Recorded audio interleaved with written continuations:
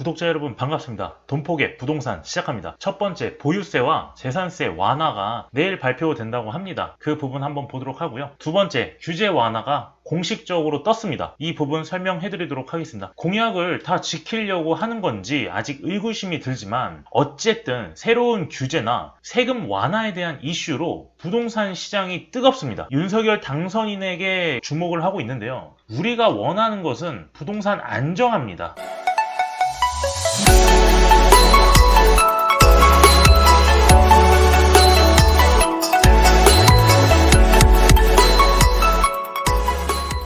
아파트 공시가격이 23일 발표가 된다고 합니다. 재산세와 종부세 완화도 주목을 하고 있는데 기존의 공시가격이 계속 오르는 바람에 세금도 덩달아서 계속 올랐습니다. 이 도표가 기존에 시행되고 있었던 공시지가 인상률과 지역별 공시지가의 인상률을 나타낸 표입니다. 12년도부터 2021년까지 인상률을 나타냈고요. 그 이전부터는 인상률이 되게 조금씩 있었습니다. 3%, 2%, 많으면은 0.5%, 적으면은 마이너스 0.5% 정도로 인상률이 왔다 갔다 하다가 2017년에 문재인 정부가 들어서고 나서 다음 연도에 무려 2%가 급등을 하고요. 공시지가가 그 다음 연도 19년도에는 3%까지 급등을 합니다. 그리고 20년도에는 차츰 완화를 해주나 싶었으나 21년도에는 무려 4%를 인상하는 최종적으로 10%를 인상을 하였습니다. 이 공시지가가 어디에 영향을 준다? 여러분들의 종합부동산세와 재산세에 영향을 준다. 6월에 재산세가 발행이 됩니다. 고지서를 보고 납부를 해야 되는데 기존의 정부가 23일 2022년도 공동주택 공시가격을 발표할 예정이었고요. 공동주택 공시가격이 지난해보다 무려 20%가량 상승할 것으로 나타냈다. 21년도에는 10%를 상승하였지만 22년도에는 20%가량을 상승시킨다는 겁니다. 공동주택에 의한 현실화율이 점점 인상이 되고 있으니까 세금에 대한 부담감이 증폭이 되는 거죠. 이거를 윤석열 당선인이 어떻게 한다? 2020년 수준으로 돌리겠다. 6% 인상분만 발행을 하겠다. 이렇게 얘기를 하는 겁니다. 그래서 재산세와 종부세에 대한 완화가 주목할 필요가 있다. 내일 발표가 되니까요. 보시면 될 것 같습니다. 각 지역별로 LTV를 규제를 시켰었습니다. 그러나 이번 윤석열 당선인은 최대 80% 상향을 예고를 했고요. 이거는 확실시 되는 것 같습니다. 실수요자의 숨통이 트이나 한번 보도록 하겠습니다. LTV가 지역 상관없이 70% 상향입니다. 그러니까 무주택자 무조건 80%로 지원이 되고요. 1주택자는 70%까지 LTV를 지원을 할 수가 있다. 좋은 아파트, 내가 살고 싶어하는 동네에 드디어 살 수 있게 됐다는 기대감이 올라가게 되는 거죠. 대출 문턱 낮추고 주거 안정에 기여를 하겠다. 당장은 주택이 급등할 거라는 거를 알고 있습니다. 그러나 장기적으로 봤을 때는 완화시키겠다 이런 얘기죠. DSR도 함께 조정하나 이 부분이 관건이었는데 여러분들은 흐름만 보시면 된다. 큰 틀에서 봤을 때 부동산 흐름만 보시면은 손해보지 않고 대출을 받아서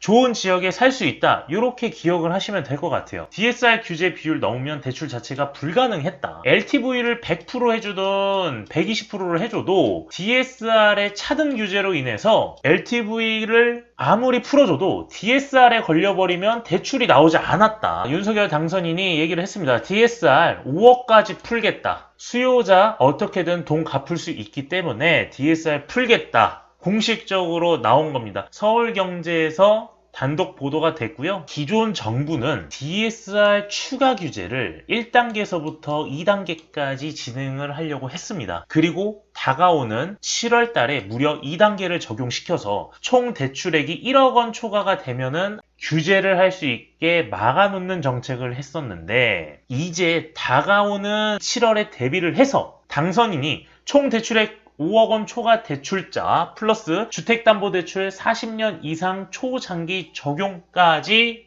추진한다고 합니다. 흐름이 이제 규제가 아니라 점점점 어디로 완화하는 규제 방안으로 간다. 규제를 풀어주고 규제를 완화시켜서 부동산 안정화에 기여하겠다. 이런 얘기를 하는 것 같습니다. 이렇게 되면 단기적으로는 상승할 수 있으나 장기적으로 봤을 땐 완화할 수밖에 없다라는 거죠. 여기서 문제가 하나가 있습니다. 이렇게 DSR을 갑자기 풀어주게 되면 아까도 얘기했다시피 좋은 주택, 좋은 곳으로 이동하려는 수요가 많이 생기게 됩니다. 수요가 증가하게 되니 상급지에 있는 주택 가격은 급상승할 수밖에 없다. 이렇게 보시면 될 것 같고요. 기존에 이주하려고 하는 수요들이 점차 이제 정착할 거다. 그러면 정착하게 되면 그 지역에 있는 아파트 가격은 단기적으로 상승할 수밖에 없겠죠. 정착이 끝나면 점점 완화되는 방안으로 갈 것이다. 40% DSR을 규제를 했었지만 이제 규제를 풀게 되면 6억 원짜리 아파트를 구매하는 경우 DSR 40%와 LTV를 적용을 시켰었을 때 2억 4천만 원만 됐었어요. 그런데 규제를 완화하니까 4억 8천만 원까지 올라갔다. 왜?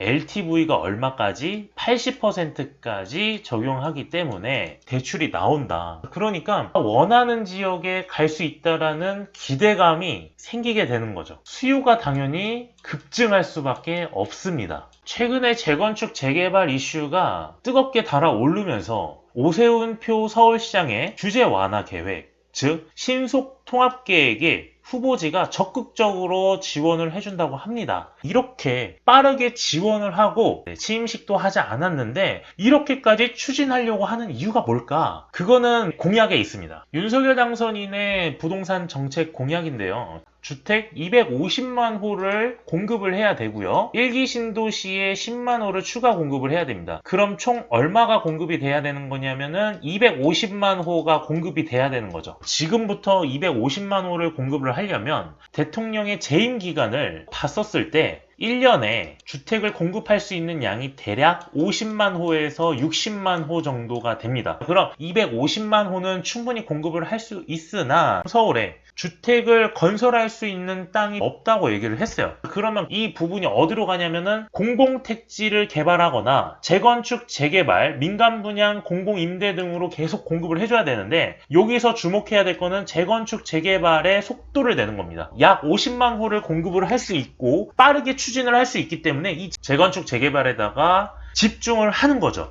오세훈 서울시장과 윤석열 당선인의 뜻이 통했기 때문에 후보지를 적극적으로 지원을 해서 빠르게 공급을 해주겠다. 이렇게 생각을 하시면 될 것 같습니다. 재개발 사업이 완료가 되면 25,000호가 새롭게 공급될 전망이고 계속 묵혀 있었던 재건축 재개발에 대한 호재 기대감들이 오세훈 서울시장과 윤석열 당선인이 되고 나서부터 오르기 시작을 한 거죠. 주목해야 되는 부분도 재건축과 재개발에 있는 이 사업을 주목을 하셔야 됩니다. 2달 전에 올려드렸습니다. 서울 재개발 후보지 해서 신속 통합계획에 대한 1차 재건축 재개발 후보지를 제가 바로 올려드렸습니다. 재개발표를 보시고 DSR과 LTV가 완화가 되면 어디 지역에다가 진입을 할 것인가 그 부분도 생각을 하셔서 매수하셨으면 좋겠습니다. 윤석열 당선인은 이전 정부와 다르게 자유시장 경쟁에 맡겨서 자본주의의 흐름에 따라서 가격 경쟁이 되게끔 자본시장을 풀어주는 것 같습니다. 지금 당장은 부동산 혼란이 올 수 있으나 차츰 이런 완화를 통해서 부동산 시장이 점차적으로 안정화를 찾을 수 있을 거라 생각이 됩니다. 이것으로 부동산은 여기까지 알아봤고요. 영상 마무리하도록 하겠습니다. 감사합니다.